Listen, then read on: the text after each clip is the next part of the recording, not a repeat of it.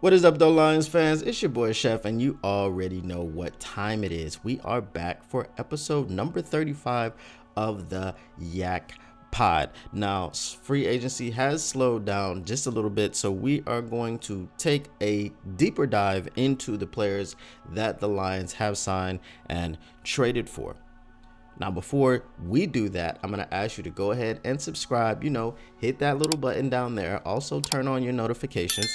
Share the stream, share the pod, and let everybody know, because when you do that, it helps the algorithm get on my side. And if you are enjoying this content, then you want the algorithm on my side. Now let's get to it. As you know, unless you've been living under a rock, the Lions have officially signed DJ Reader, and then he pops up in Detroit. Now, he said he kind of wanted to go back to Cincinnati because, he had been there and all these things. But he pops up, his agent starts talking to him about it, during the playoff run. And he starts realizing that it's a reality. It could happen. And we were all worried about him coming to Detroit and not being allowed to leave. Well, he didn't want to leave. He didn't want to leave when he came to Detroit. He already wanted to be here. And that's something that we're not used to in Detroit as fans of the Detroit Lions. And there are some of us who can't get used to it, or who seem like they don't want to get used to it. Those are the SOL fans. And I'm not going to go into a whole spiel about that type of thing. I mean, I've heard crazy things. There's somebody told us that the Lions won't win 10 games next year because of the Bears, the moves that the Bears made, the moves that the Packers made, the Vikings. What did the Vikings even do? Okay, Vikings may have a first round quarterback, with that trade that they made with the Texans yesterday. They might have a first round quarterback. They might trade up to number 5 and jump ahead of the Giants, who are looking also for a quarterback. They might do that. They might get a Drake May. They might get a Jaden Daniels. They might get a JJ McCarthy. Those guys are called rookies, though. The Bears have done all these different things, and they don't have an offensive line.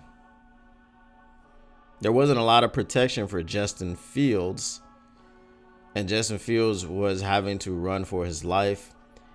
Justin Fields is probably not going to be the quarterback in Chicago. We don't know where Justin Fields will be, but it's probably going to be Caleb Williams. So that is another rookie.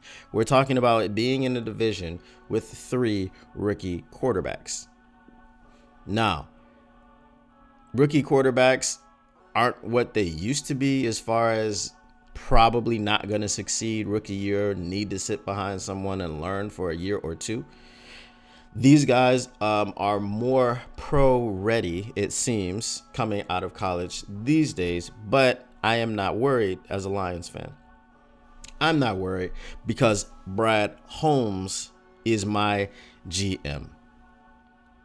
And there's no better cooking than that down Holmes cooking. Shout out to my guy, Cy, who let me use that phrase, down Holmes cooking. I love that phrase because that's just exactly what we are privy to. That's exactly what's happening with us right now. These moves that have been made are really major moves for our team. Louis Riddick, everybody knows Louis Riddick. Everybody respects Louis Riddick. Louis Riddick responded to a tweet that said, see Lions as an example of team building. And he referred to the fact that, everybody lost their stuff last year when the Detroit Lions drafted the electrician Jahmyr Gibbs, 12th overall. He's a running back, blah, blah, blah. That man's a beast. Brad Holmes knew he was a beast. Brad Holmes knew what he was doing. He knew it. And a lot of people were upset at that pick.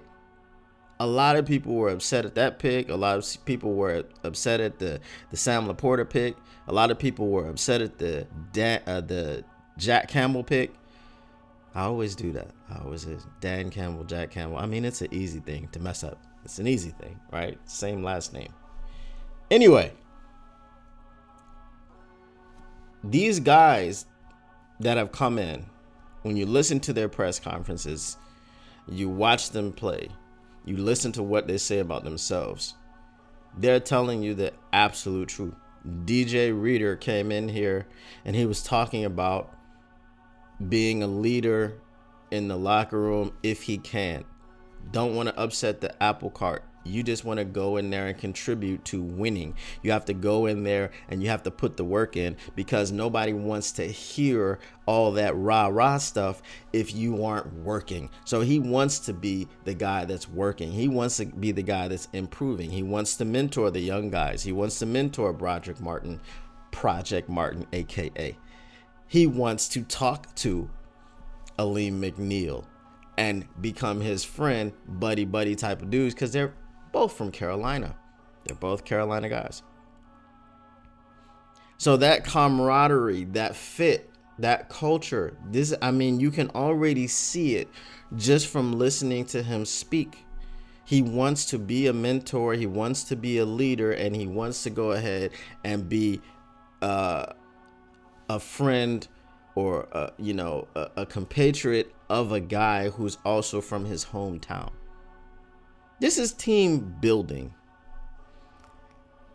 I keep bringing up the Dream Team Eagles. I don't remember exactly what year it was. I probably should look it up. I think it was 2014. Dream Team Eagles, they just went and got everybody, right? They went and got everybody. And that's what Vince Young was saying. Oh, it's like Dream Team. Well, they dreamed of an 8-8 season and missing the playoffs. That's what happened. So it's not all about the big names that you go and you grab this guy and you go and you grab that guy. This isn't Madden.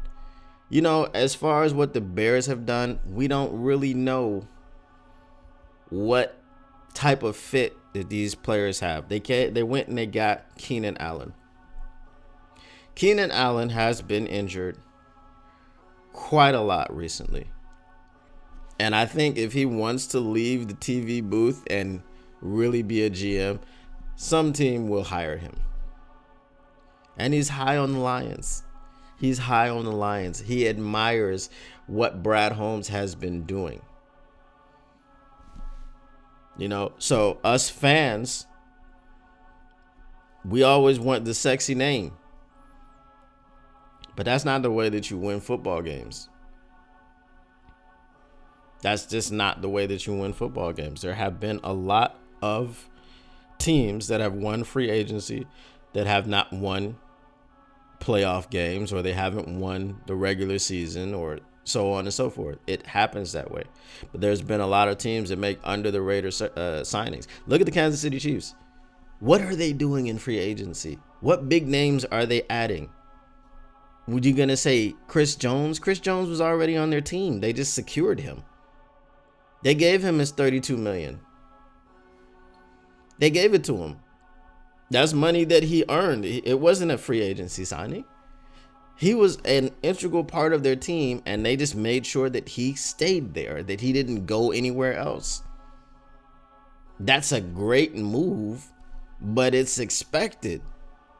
If you let Chris Jones walk and let him go get paid elsewhere, what are you doing? Who are you bringing in? They did that last year with, I think it was Ronnie Stanley. They let him walk, and then they replaced him with Jawan Jones, who was like the most penalized offensive lineman in the league this year. But hey, it didn't hurt too much because they won a Super Bowl. But these guys, Patrick Mahomes, Travis Kelce, and Chris Jones, are like the pillars of their team. They're the pillars. Wouldn't you expect for them to re-sign them? Like, exactly what else are they doing? They've been very quiet in free agency because they won the Super Bowl. They don't have to do too much. We were minutes away from the Super Bowl. We just needed to fill some holes. We needed better depth. we needed to get these guys in the building that we got in the building. So if you're not a fan of the moves, hey, you're not a fan of the moves. But I trust Brad Holmes, and I'm going to continue to trust Brad Holmes until Brad Holmes shows me that I shouldn't trust him.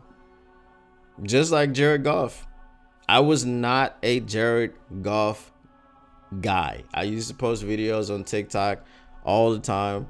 I said stuff like Jared Goff he's a great guy, but he can't be the starter on my team. Because in year 1, Jared Goff was awful. In year 2, he did not start off well, but we know what happened in year 2. We had that magical run where we won the last 8 out of the last 10 games, and he looked so much better. And he had that streak of interceptions, or not throwing any interceptions, which was snapped early this year. But he has improved leaps and bounds since he got here. And I'm not going to poo-poo that. I'm not going to deny that. I'm not going to say, hey, get him out of here. Let's get Hendon Hooker in. I mean, we all want to see what Hendon Hooker can do, because you're like, well, Brad drafted him in the 3rd round and he was on his way to winning the Heisman before he got injured.